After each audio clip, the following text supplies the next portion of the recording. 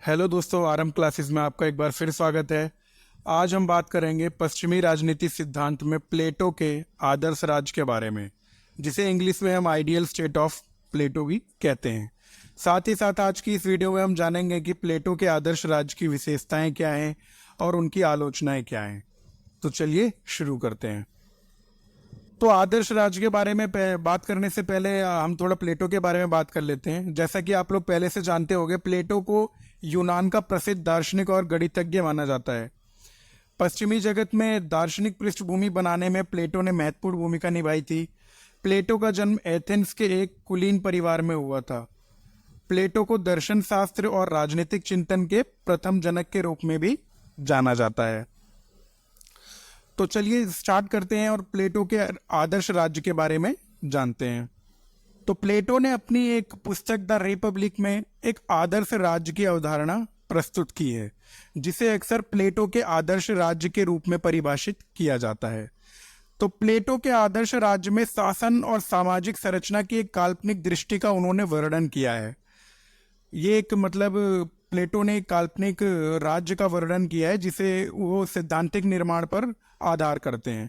तो प्लेटो के अनुसार आदर्श राज्य न्याय, सद्भाव और अपने नागरिकों की भलाई सुनिश्चित करने के लिए उन्होंने बनाया है। तो प्लेटो ने अपने आदर्श राज्य को कई पॉइंटों में बताया है, जो कि इसकी विशेषताएं भी हैं। तो प्लेटो ने आदर्श राज्य को विशेषताओं की दृष्टि से कई भागों में बांटा है, जिसमें प्रमुखता दार्शनिक राजाओं का शासन, न्याय की व्यवस्था, शिक्षा की व्यवस्था, संपत्ति और परिवार के व्यवस्था आदि को प्रमुख माना जाता है। हम पॉइंट बाय पॉइंट प्लेटो के ये आदर्श राज्यों के बारे में पढ़ेंगे। तो प्लेटो के आदर्श राज्य की जो सबसे पहली विशेषता या पहला पॉइंट था, वो था दार्शनिक राजाओं का शासन। तो दार्शनिक राजाओं के शासन में प्लेटो ने आदर्श राज्य की सबसे प्रमुख विशेषता बताई है। राज्य तभी आदर्श रूप प्लेटो के अनुसार राज्य तभी आदर्श रूप ग्रहण कर सकता है जब राज्य का शासन निस्वार्थ, कर्तव्यपूर्ण और दार्शनिक शासकों द्वारा किया जाए। कहने का मतलब है कि प्लेटो के अनुसार राज्य का शासन वही कर सकता है जो निस्वार्थ रूप से राज्य का काम करे, अपने काम के प्रति कर्तव्यपूर्ण रहे और वो दार्शनिक हो, दार्शनिक दूरदृष्टि होनी चाहिए उसकी, दूर के सोचने वाला होना चाहिए। तो किसी भी व्यक्ति के विवेक को प्लेटो ने सबसे महत्वपूर्ण रोल दिया है इसमें। उनके अनुसार राजा को विवेक के अनुसार ही अपना काम करना चाहिए। इस कारण राज्य उच्च शिखर पर दार्शनिकों को नियुक्त किया जाना चाहिए। राज्य के जो टॉप पे जो पदाधिकारी होते हैं, उन पे दार्शनिकों को नियुक्त किया जाए।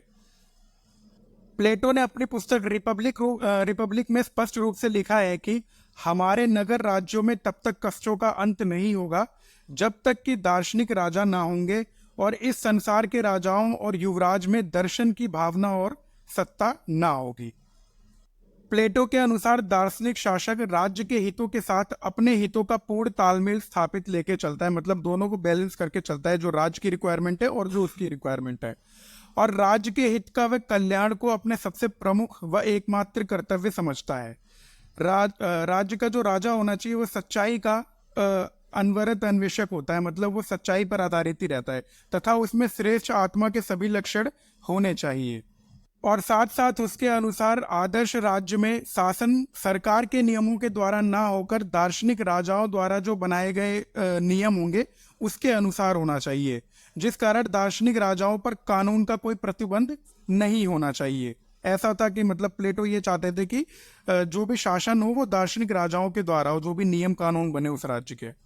तभी आदर्श राज्य के शासन को दार्शनिकों का असीमित राज्य कहा जा सकता है, क्योंकि प्लेटो चाहते थे कि वे सभी प्रकार के कानूनों के नियंत्रण से मुक्त रहे। जो भी राजा हो राज्य का, वो सभी प्रकार के कानूनों के नियंत्रण से मुक्त होना चाहिए।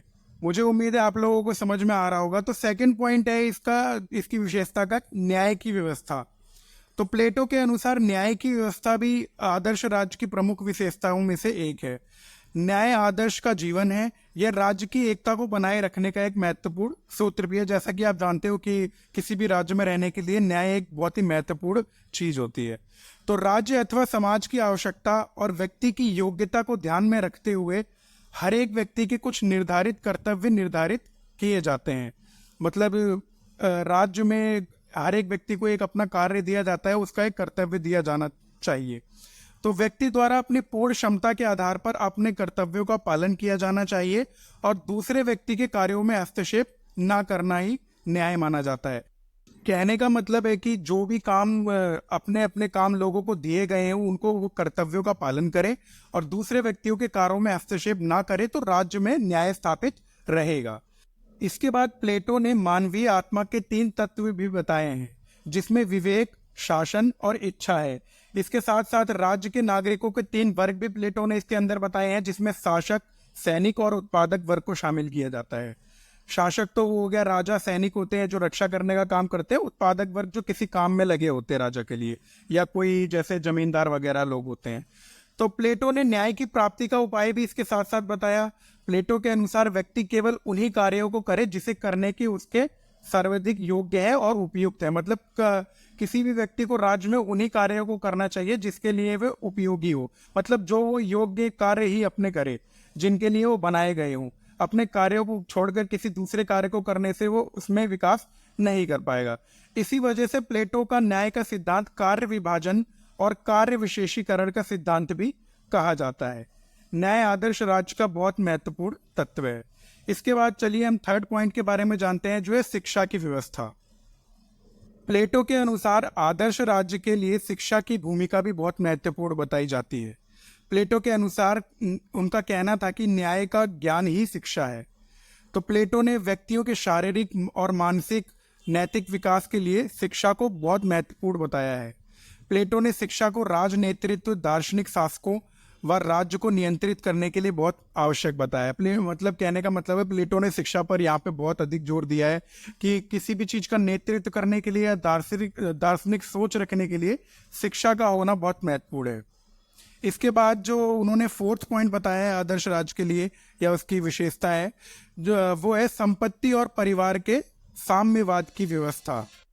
आदर्श राज्य की स्थापना के लिए प्लेटो ने साम्यवादी व्यवस्था की कल्पना की है और बताया कि शासक और सैनिक वर्ग को निजी संपत्ति और निजी परिवार रखने का अधिकार नहीं होना चाहिए, जिससे कि वे बिना किसी प्रकार की बाधा के अपने कर्तव्यों की भली भांति निर्वाहन कर सके।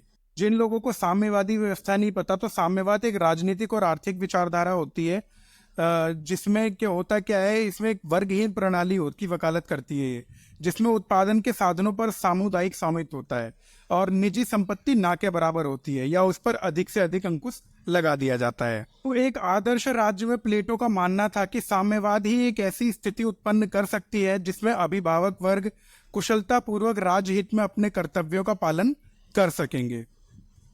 तो ये सारी थी प्लेटो के आदर्श राज्य की विशेषताएं।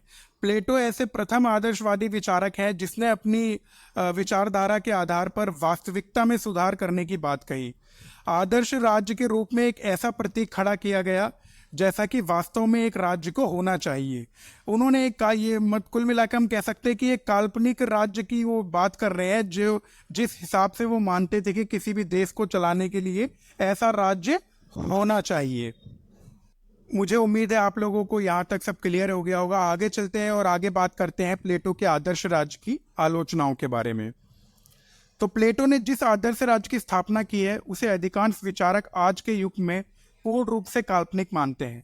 अरस्तु से लेकर आज तक के विभिन्न विद्वानों ने प्लेटो के आदर्श राज्य की विभिन्न आधारों की आलोचना की है, जिसमें पहला पॉइंट है कि आलोचकों का कहना है कि प्लेटो ने जिस आदर्श राज्य की कल्पना की है उसको मूर्त रूप प्रदान करना संभव नहीं है, क्योंकि उसके सभी सिद्धांत अव्यवहारिक हैं।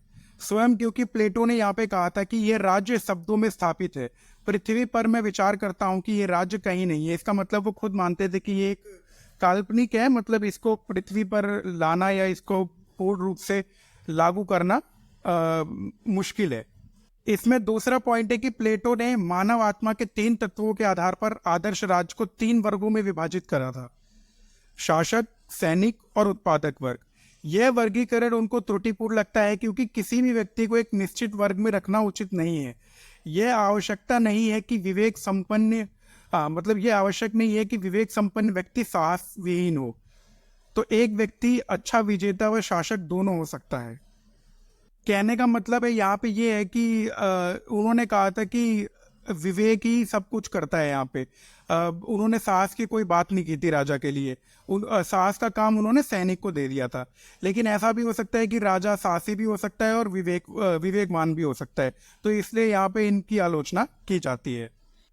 और थर्ड पॉइंट है, प्लेटो ने आदर्श राज्य में यहाँ पे जिस शिक्षा योजना का वर्णन किया है वह अव्यावहारिक है, क्योंकि इसमें उत्पादक वर्ग की उपेक्षा की गई है। इनकी आलोचना का जो फोर्थ पॉइंट है कि प्लेटो ने, जैसे मैंने आपको पहले बताया कि आदर्श राज्य में के प्लेटो में दार्शनिक शासक को सारी शक्तियां इन्होंने सौंप दी, जिससे ऐसा हो सकता है कि वह राजा निरंकुश हो सकता है, तो इसलिए ये भी एक आलोचना का पार्ट बन गया उनकी। इसके बाद जो फिफ्थ पॉइंट था उनकी आलोचना का, वह यह भी था कि प्लेटो द्वारा जो आदर्श राज्य का आधार न्याय सिद्धांत भी ये लोग देशपूर्ण मानते हैं, क्योंकि वह प्लेटो जो था वो व्यक्ति के कर्तव्यों की बात तो करता था, लेकिन उसके अधिकारों के संबंध में उसने कुछ नहीं कहा।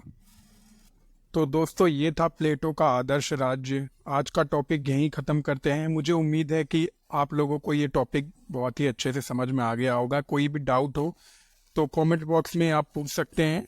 मैं इसी तरह की वीडियो बनाता रहता हूँ। अगर वीडियो अच्छी लगी हो तो लाइक करो, दोस्तों के साथ शेयर करना ना भूलें और चैनल को सब्सक्राइब करना ना भूलें।